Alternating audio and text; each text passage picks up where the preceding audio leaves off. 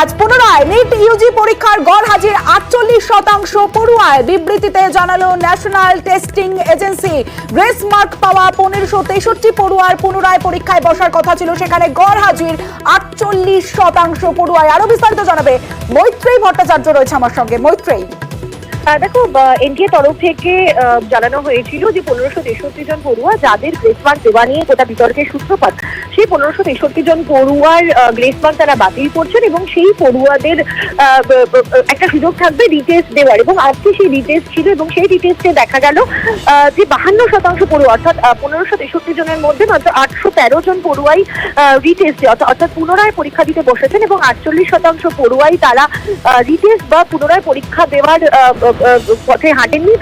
তাদের যে প্রাপ্ত নম্বর ছিল গ্রেস মার্ক ছাড়া, সেই নম্বর নিয়ে তারা কাউন্সিলিং এর দিকে এগোবেন। তমশ্রী, বেশ মৈত্রেয়ী।